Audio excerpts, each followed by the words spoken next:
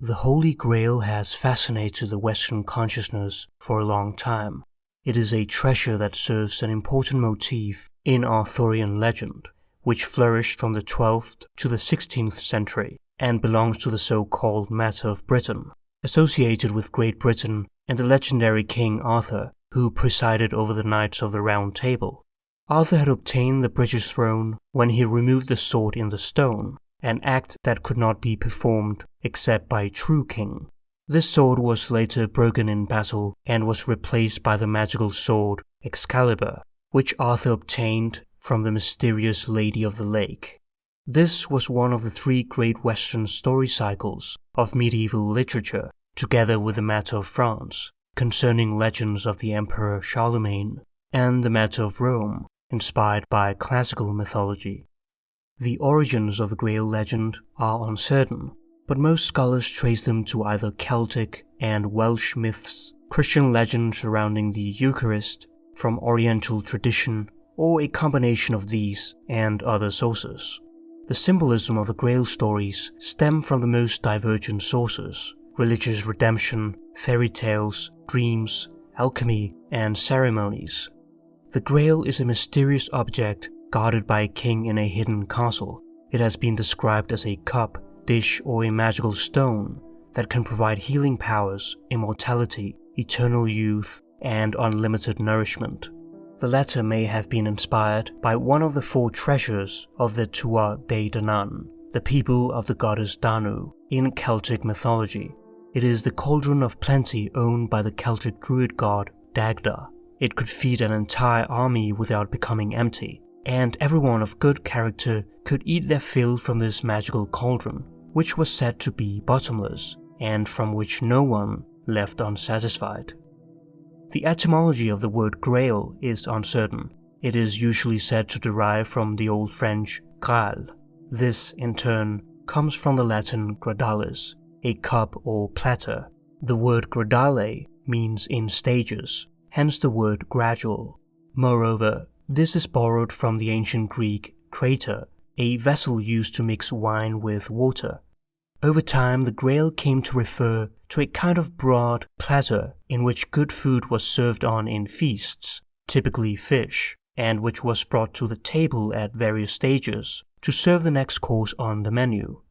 The idea of the Grail first appears in Perceval, or the Story of the Grail, written in the late 12th century by the French poet Christian du Troy.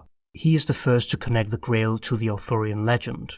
The hero is called Perceval, Parzival, or Parsifal, depending on the author.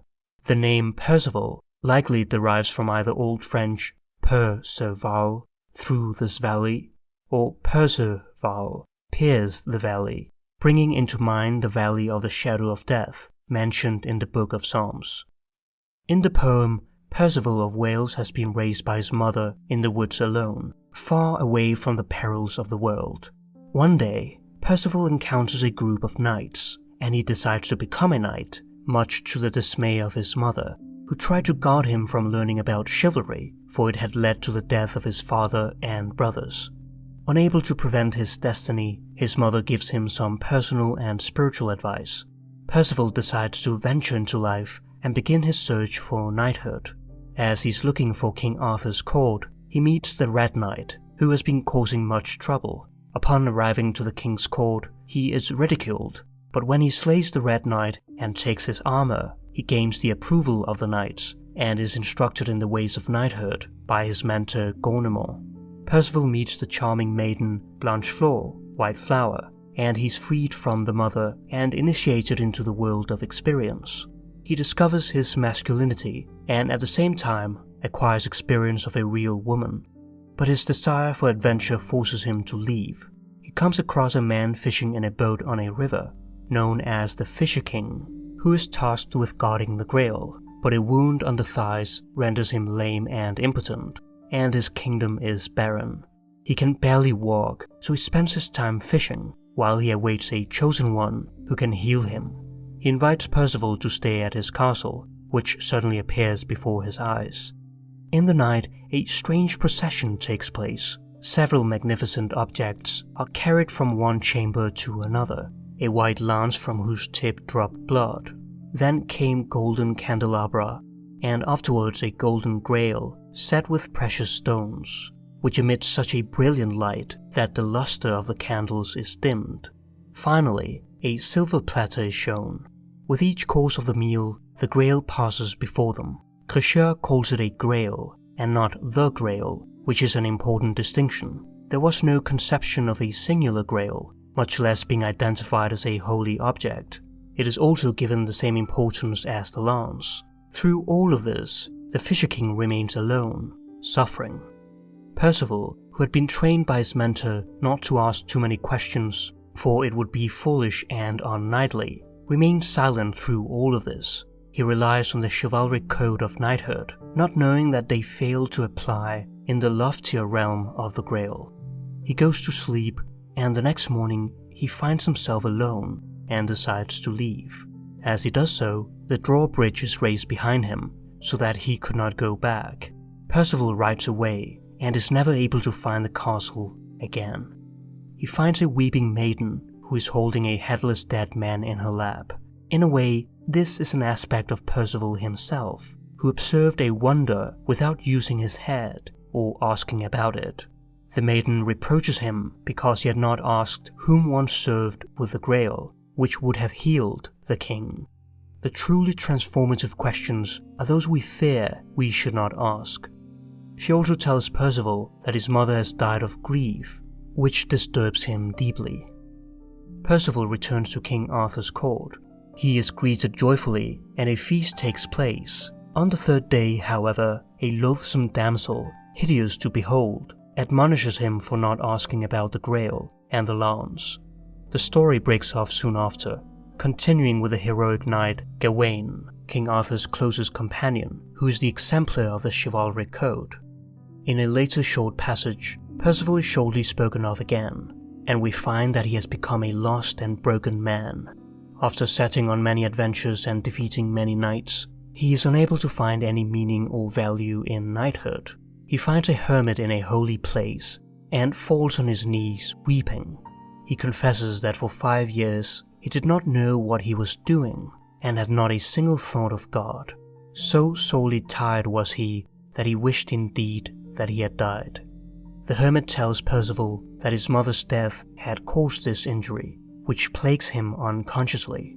The problem is not that he left his mother, but rather that he was unconcerned about her and did not follow her spiritual advice. As such, he was unable to ask about the lance or the Grail. Therefore, her physical death results in his spiritual death.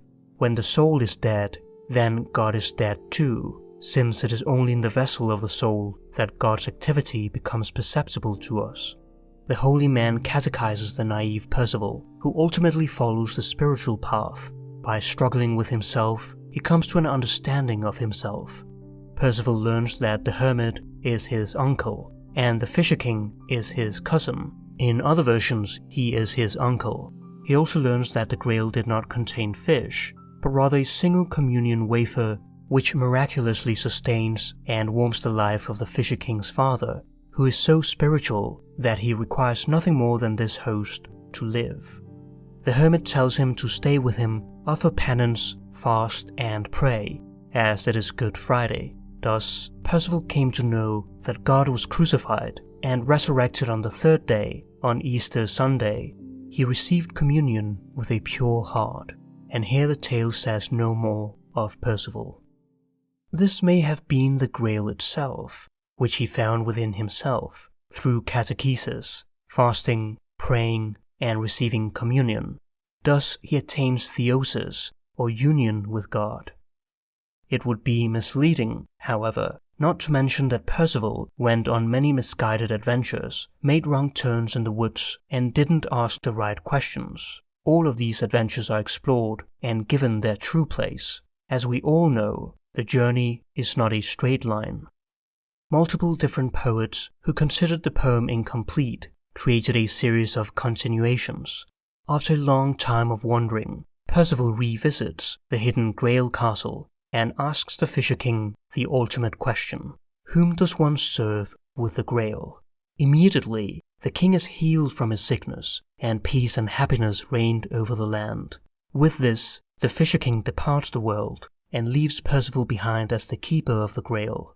But before he leaves, he tells Percival about Christ and imparts secret words to him, of which the author emphasizes that he cannot and dare not speak. The Welsh Roman's Peredur, son of Efrog, is similar to Cruchon's version, though it contains many Celtic elements. Most strikingly, however, there is no Grail. The hero is instead presented with a silver platter containing the severed head of his kinsman, who has to be avenged. The knight poet Wolfram von Eschenbach, regarded as one of the greatest poets of medieval German literature, wrote the poem Parzival in the beginning of the 13th century, which continues the physical and spiritual search of the Grail. This version is the most esoteric and spiritual of all. Wolfram declares that the Grail came into existence astrologically by the heathen astronomer Flagetanus, who had discovered the hidden mystery in the constellations and then recorded it in writing. All human nature is determined by the journey of the stars. Interestingly, here the Grail is described as a stone which fell from the skies, left behind on earth, and guarded by the neutral angels, who took neither the side of Satan nor God during the war in heaven. It is therefore those angels who were opposed to the rendering apart of the opposites of good and evil, and sought to maintain a state of balance in order to keep the original unity of the God image, who now watch over the Grail. The Grail receives its power by a wafer brought from heaven by a dove, the Holy Spirit, on every Good Friday. It was around this time too that the doctrine of transubstantiation became widespread, in which bread and wine are changed into the body and blood of Christ during communion. Wolfram's Grail has strong links with the Lapis Philosophorum, the Philosopher's Stone, in alchemy, which also contains a light-dark unity, identified with the Roman god Mercurius. This is the stone by whose power the phoenix rises in rebirth from its ashes. It contains the power to turn death into life. A well-known feature of the lapis is that it is worthless, usually thrown out onto the dunghill or trodden underfoot in the street. It is despised by fools and cherished by the wise. In filth it will be found. One of the founders of alchemy, Maria Prophetessa, who lived around AD 200 or 300, stated that the whole secret lies in knowing about the hermetic vessel. Thus, the idea of a vessel that contains the secret of all existence is a primal image, which goes back to the earliest of times and can therefore be called an archetypal conception. In this version, Parzival wears the Red Knight's armor and fights his black and white half-brother, Feriphas. Then Feriphas realizes, "We were all one. You have fought here against yourself. Against myself I rode into combat here, and would gladly have killed my very self. You could not help but defend my own self in fighting me. Your strength helped us so that it prevented our deaths." The transformative struggle between the two, who are one, calls into mind the alchemical stages, the Negretto, blackness, the Albedo, whiteness, and the Rubetto, redness. The combination and unity of these stages concludes the great work and the attainment of the Philosopher's Stone. The Grail became truly holy in the work of French author Robert Duperon, from which the secular world of knighthood was linked with the spiritual world of religion. Emphasis shifted from the characters and their adventures and moved to the object of the Grail itself. His most notable work is his trilogy, Joseph of Arimathea, Merlin, and Percival. In Joseph of Arimathea, composed in the late 12th century, Duperon tells the story of Joseph of Arimathea, the man who took the body of Christ down from the cross. The Grail is described as a simple wooden cup or bowl that Jesus had used at the Last Supper with his disciples to initiate the first ever communion. Jesus told his disciples to remember him by sharing bread and wine, his body and blood. When Christ's body hung from the cross, Joseph used the Grail to collect Christ's last drops of blood, after his side was pierced by a lance, known as the Holy Lance or Lance of Longinus. Joseph takes Christ's body, wraps it in a fine cloth, and lays it in a sarcophagus, which he then conceals so that nobody would be able to steal the body. After people realize this, he's thrown into a dungeon. Here, he is visited by Christ himself, who hands him the vessel containing his blood, which contains the three powers that are one: the Father, the Son, and the Holy Spirit. Christ teaches Joseph secret words that cannot be repeated, and the vessel maintains him in life during the 42 years he still has to remain in captivity. A later legend tells of Joseph traveling to the west, to Glastonbury, England, which is connected with the mythical island of Avalon in Arthurian legend, bringing with him the vessel containing the blood of Christ, which was supposedly hid at the bottom of the chalice well. The high iron content of the water makes it appear red, like blood. To the people in the Middle Ages, it wouldn't have taken much of a stretch of the imagination to connect it with the blood of Christ. This location is believed to be a mysterious and liminal place where the spirit world meets the material world, and has become a hotspot for New Age spiritual movements, whose followers believe that the Grail remains hidden there, yet to be found. On the other hand, many claim to already possess the original Grail which Jesus used at the Last Supper, most popularly the agate cup known as Santo Cáliz or Holy Chalice from the 1st century AD, preserved in the Cathedral of Valencia, and the green glass dish called the Sacro Catino, or Sacred Basin, from the 9th or 10th century, kept in Genoa Cathedral. The Grail holds blood, and so does our heart.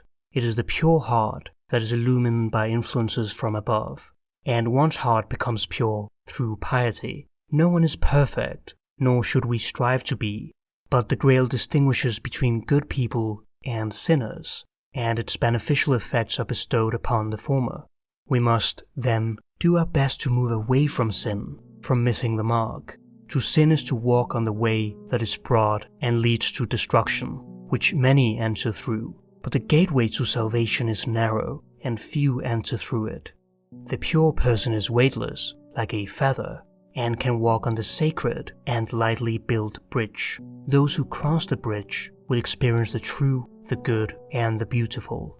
Unless our hearts are pure and illumined, we are going to be crippled, just like the Fisher King, and live in a wasteland, both within and without. The motif of the wasteland is taken up by the British poet T.S. Eliot in his poem of the same name, widely considered as the greatest poem of the 20th century. Near the end of his poem, a mysterious Fisher King figure states, "I sat upon the shore, fishing, with the arid plain behind me. Shall I at least set my lance in order?" We are never going to fix the desolation around us if we don't fix the desolation within us. We are always worried about the world, but haven't even set our own lance in order. In an old Irish tale, the crystal vessel of Badon had the peculiarity that when someone spoke 3 lying words, it divided itself in 3 parts, and when anyone uttered 3 true words, the pieces united again. Through disintegration, the vessel indicated that a lie was being told, and through unification, it bore witness to the truth, as a way to illustrate how our soul is similarly affected by our words. He who lies deceives himself and disintegrates in the process, whereas he who tells the truth heals his soul and makes it whole. The soul, which represents the life principle, is that wondrous vessel which is the goal of the quest, whose final secret can never be revealed, but must ever remain hidden because its essence is a mystery. Subsequent authors use the Grail as a symbol of divine grace, and a new hero is introduced in what is known as the Vulgate cycle or the Lancelot Grail cycle. Galahad, son of Sir Lancelot, is the world's greatest and holiest knight, destined to achieve the Holy Grail. Merlin, the magician, prophesied before Galahad's birth that he would be successful in his search for the Holy Grail. Sir Galahad is associated with a white shield containing a vermilion cross, the same emblem given to the Knights Templar. Thomas Malory's The Death of Arthur was published in the 15th century and is perhaps the best known work of Arthurian literature. All the greatest knights attempt to draw the sword in the stone, but only Galahad can draw it, so he becomes a Knight of the Round Table. A woman then appears to tell King Arthur and the knights that the Holy Grail will appear to them that night. Indeed, that very night it appears to the knights and radiates a sweet fragrance. Although it is hidden by a cloth, its bright presence makes everyone look stronger and younger. Then it vanishes. The story follows the adventures of several knights in the quest for the Holy Grail, but most of them fail because of their secular character, which binds them to worldly matters. Galahad is accompanied by two other knights, Percival and Bors the Younger, who go on board a mystical ship, which sets sail by itself to an island. It is Galahad, the main hero, who finally attains the Grail because of his piety and purity. The two other knights also witness the Grail, but are blinded by the light surrounding it. They have not yet fulfilled their spiritual task, and there's no shortcut to enlightenment. One must beware of unearned wisdom. Galahad dies, ascends to heaven, and returns to God. Percival gives up his knighthood and becomes a monk, while Bors alone returns to Camelot to tell his tale. These three knights of the Round Table were seeking for something that we all hold in common, that which makes life most meaningful, and which they would dedicate the remainder of their lives to, in order to attain spiritual fulfillment. However, not everyone can handle witnessing this mystery, as its bright light is too pure for a person to witness. No one may see the face of God and live.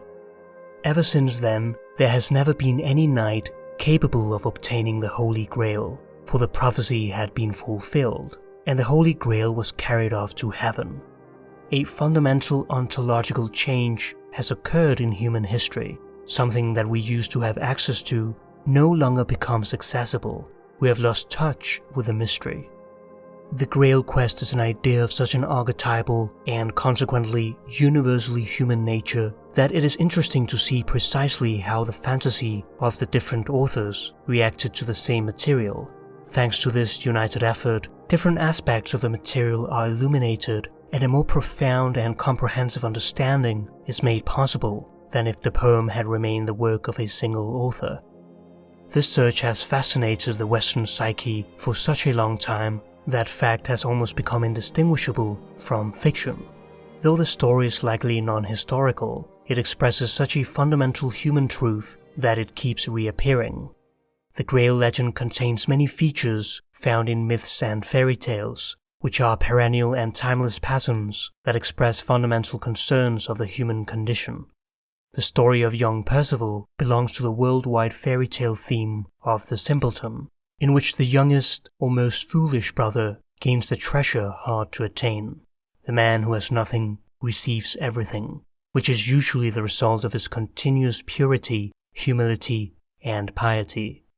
Percival is the young fool whose task of attaining the Holy Grail transforms into a mystical religious quest that inevitably addresses the existential, psychological, and religious problem of modern man.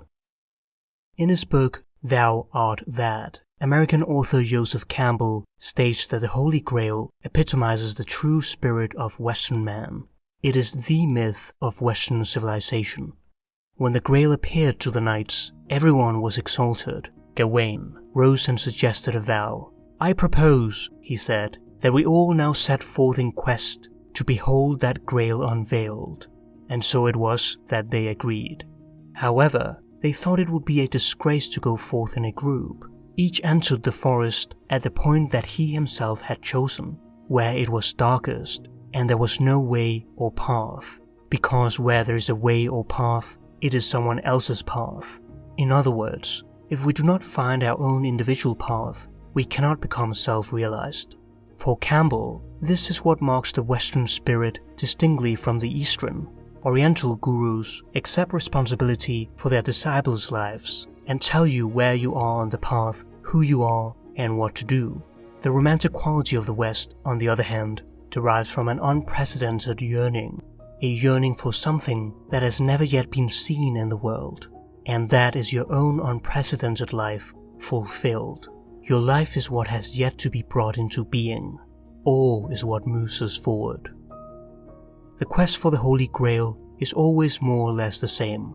It is the hero's journey, at the end of which one obtains the treasure hard to attain. The hero figure is one of those eternal, archetypal images which slumber in the depths of every soul and which determine human life and destiny in unsuspected measure. Spiritual movements such as secret orders, anthroposophy, and other esoteric circles felt that the Christian mystery was unsatisfactory and searched for another mystery. The Grail quest became the subject of meditation or of initiation into the mystery teachings of all ages. From its place of concealment, the Grail still calls seekers to the quest, and knights still set out upon the way to the hidden castle, where the treasure is preserved. Naturally, the Grail castle cannot be localized in reality, and this is certainly in accord with its essential nature, and therefore in no way remarkable. Many who search for the Holy Grail have come to the conclusion that the search is fruitless, that they would never be able to find an object in this world that would fulfill the requirements of this mystery. It is not of the material world, yet it exists. It is a quest that requires an individual effort. It is the soul of man searching for the eternal soul in life. Those who have attained this are part of an internal illumination and not an organization. The way to truth is a journey of a lonely person to that which is eternally alone. It is in this state that one is forced upon oneself, bound to become aware of one's background. It is this aloneness that is the power of the Grail. Each individual has to call entirely upon his own internal resources. One must dedicate oneself to a sacred purpose and purify one's own nature by a vow taken to the highest part of oneself, moving from the struggle of one's sinful nature to the enlightenment of one's inner soul.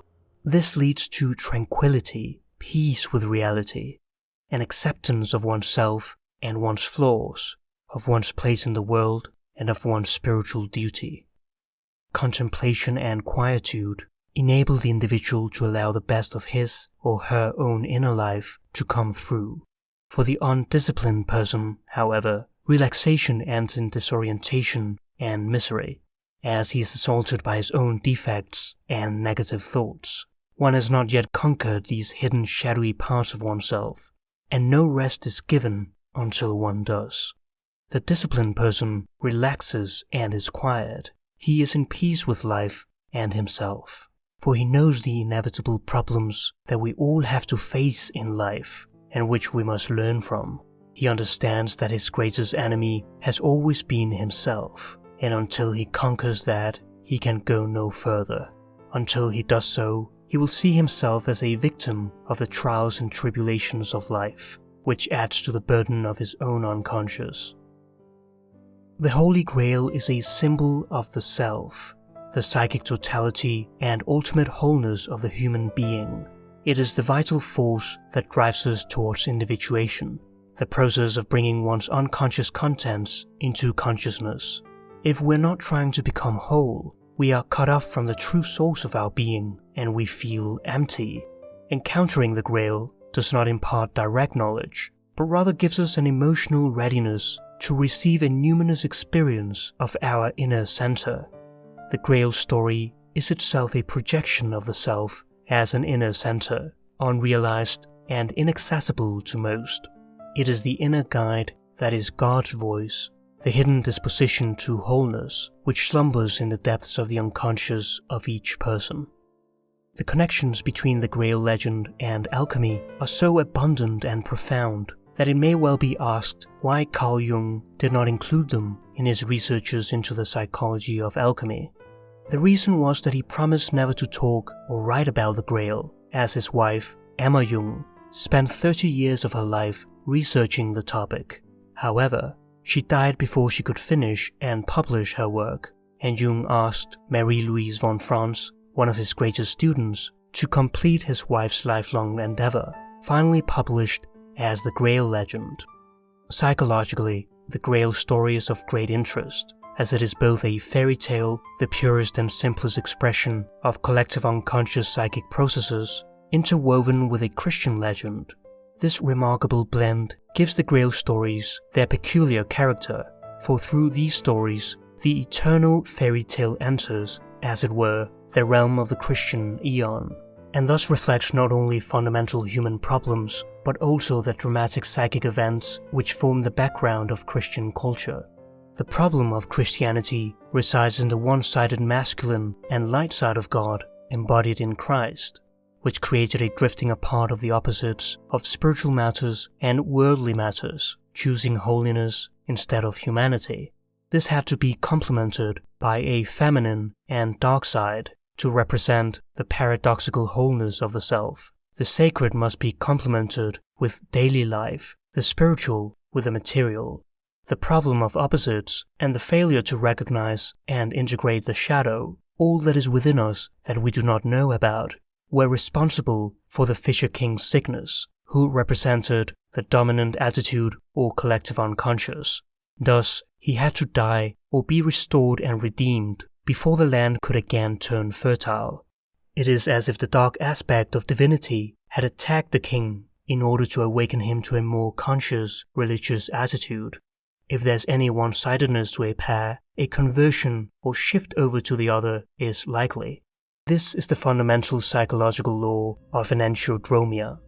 Until we grapple with the dark divinity, like Jacob and Job who wrestled with God, the collective unconscious of mankind cannot come to a realization of the totality of the God image. Emma Jung and von Franz write, "The natural symbols of psychic wholeness, or the self, do not fully coincide empirically with the traditional figure of Christ, since the shadow is missing in the latter or else appears split off into the contrasting figure of the Antichrist. In alchemy, on the other hand, the image of Anthropos, or of the Son of Man, was continually amplified since its earliest appearances, and in the image of the Lapis and of Mercurius was expanded into a paradoxical symbol of the self, in which the opposites were reconciled." Medieval alchemy represented an undercurrent that compensated and supplemented the deficiencies and the conflicts in Christianity. For this reason, many alchemists themselves compared the lapis to Christ, setting them up as parallels to him, and in so doing felt unconsciously that their work was a continuation of Christ's work of redemption. The return to Celtic myth and other ancient symbolism, as well as the apocryphal traditions of early Christianity present in the Grail legend, seek to complete the Christ image by the addition of features which had not been taken sufficiently into account by ecclesiastical tradition. Percival is thus not only a symbolic representation of the foolish hero, but also represents the problem of the psychological development of the Christian age, in which he appears as the archetype of the Savior. Percival, like the alchemists, is also called to a specific work of redemption, in order to compensate the Christ image then dominating the collective unconscious.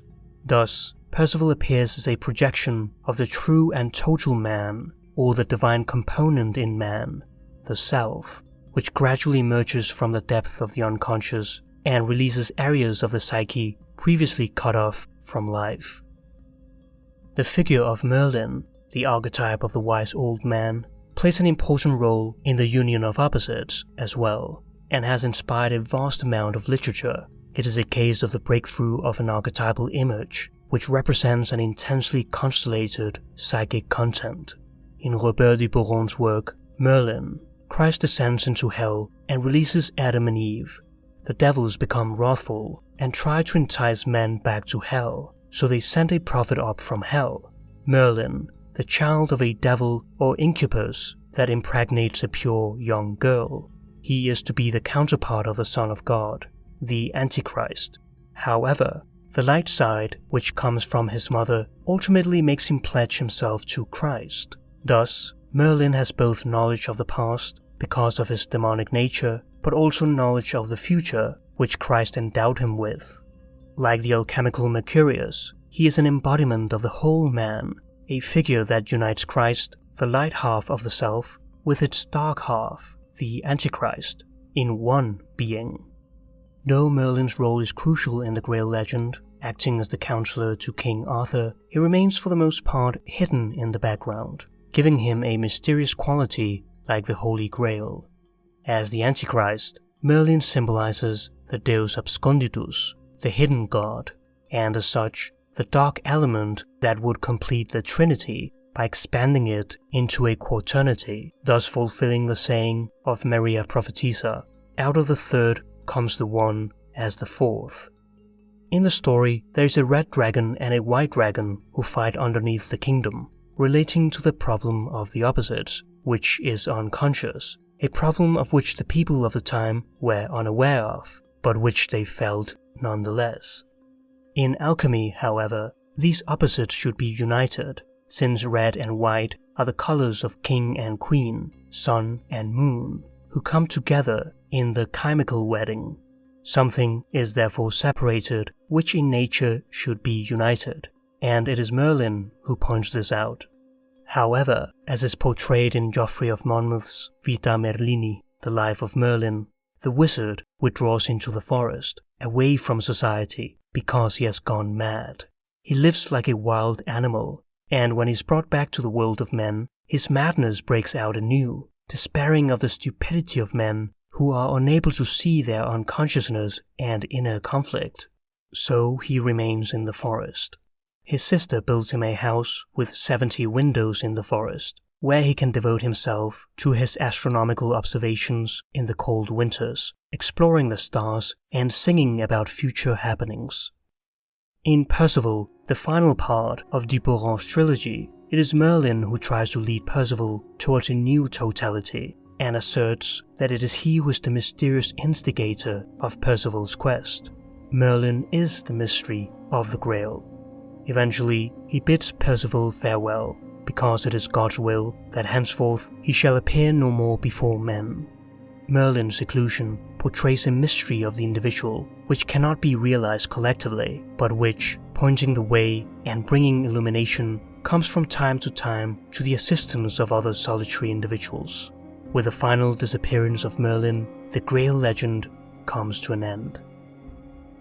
The Grail represents the fulfillment of the highest spiritual potentialities in human consciousness, which endows the world with a symbolic and spiritual meaning.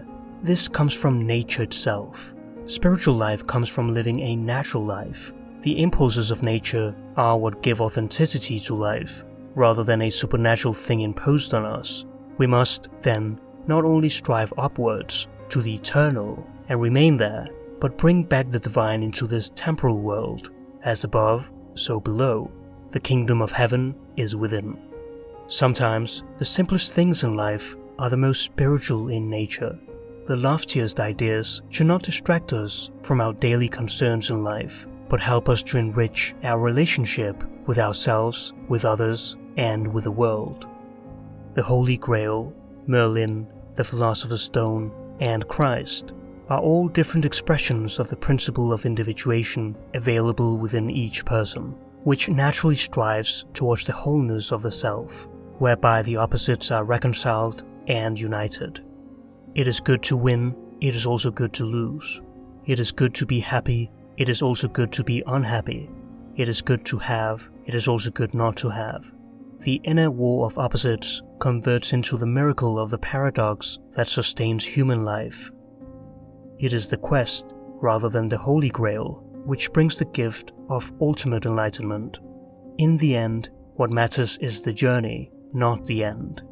Wherever we travel, whatever we do, and whichever age we live in, this is a journey open to us all, to quest for meaning in our lives.